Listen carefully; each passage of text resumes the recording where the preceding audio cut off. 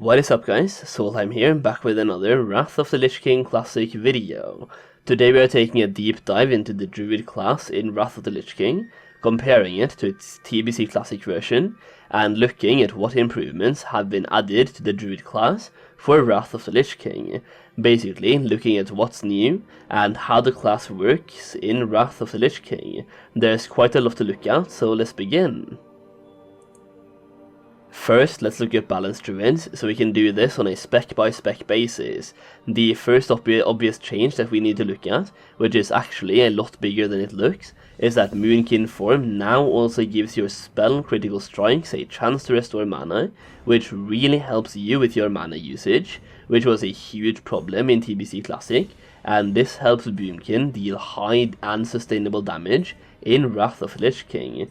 By combining glyphs such as Glyph of Moonfire and Glyph of Starfire, you can also make it so your Moonfire damage over time deals more damage, and Starfire will keep refreshing your Moonfire duration on the target, leading to less mana wasting on keeping up damage over time effects. A third glyph you really want to use,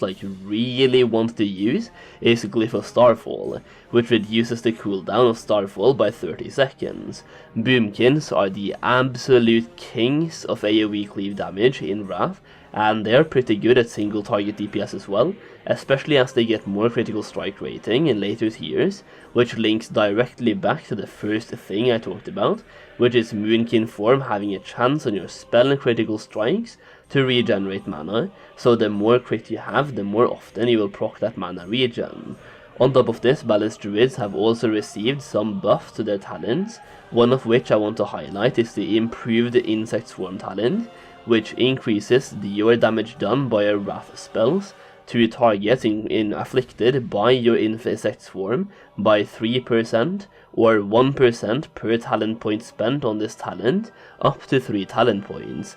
It also increases the critical strike chance of your Starfire ability on targets afflicted by your Moonfire ability by 3%, or once again 1% per talent point spent on this talent, once again up to 3 talent points. A huge quality of life upgrade that really helps out the damage throughput and sustainability of Boomkin's single target DPS. This talent functions really well with your Eclipse mechanic, which basically when you enter Lunar Eclipse you want to use Starfire, and when you enter Solar Eclipse you want to use Wrath.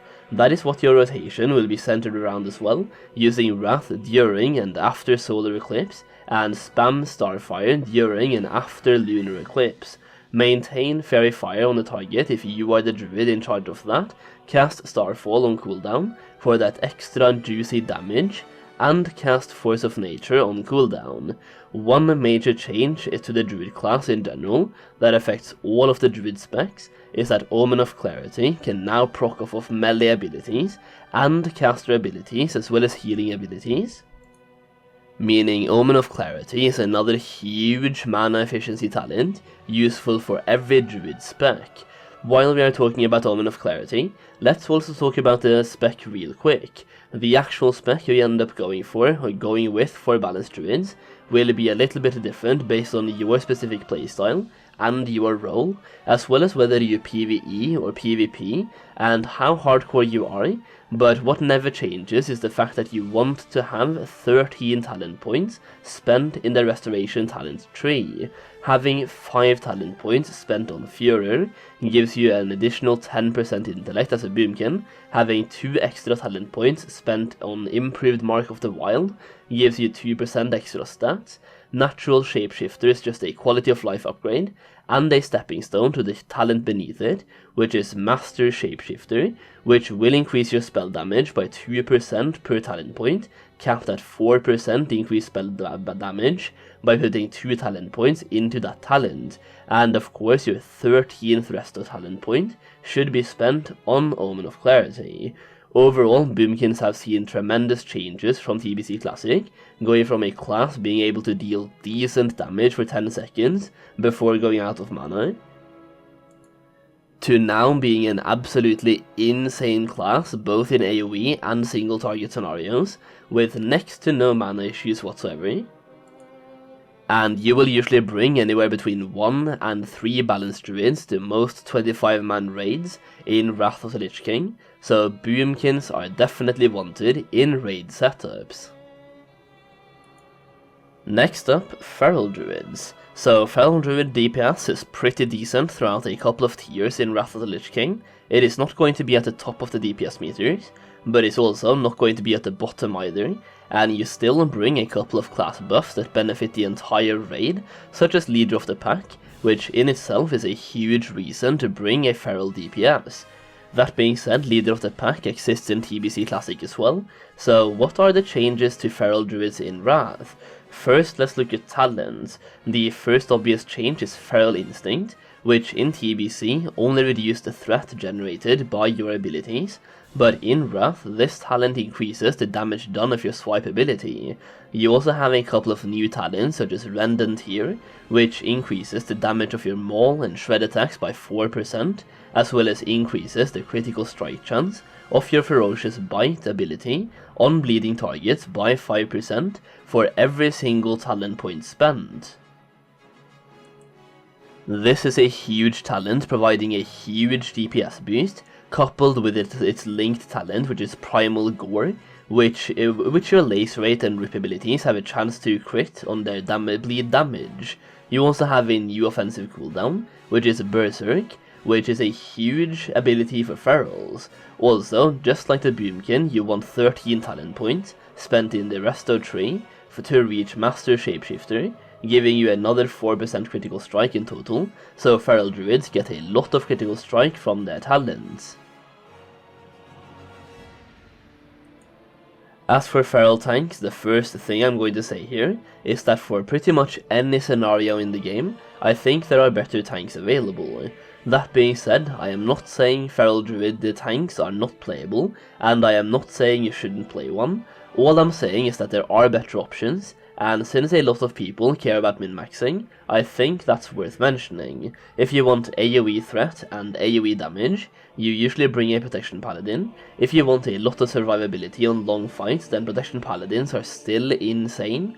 And if you want someone to tank and survive very specific boss mechanics, Warrior tanks can shine through with their Shield Wall. Even Warrior DPSs can equip a shield and use Shield Wall, and a taunt for specific mechanics. DK tanks are also just a better option overall, with lots of self-healing, and both AoE and single target threat sustainability. What I will say about Druid tanks is that they are great overall throughout Wrath. I'm just saying they are not my first choice, but I will also say that the guys who took Realm first in this season of Warmane actually used a bear tank. A couple of strengths for Druid tanks is their massive health pool, which means they can absorb tons of damage, as well as the class buffs they can bring. Like I just talked about Feral DPS for Leader of the Pack buff, that can also be brought by having a Feral Druid tank, which opens up that DPS slot to a potentially better DPS. The Druid's weaknesses on the other side include less threat generation, especially during progression raiding, although they do get better threat once they get better gear. They also lack the self-healing of a Blood DK, as well as the AoE threat of a Protection Paladin, which is once again why they are not my first pick when it comes to tanks. So let's talk about Restoration.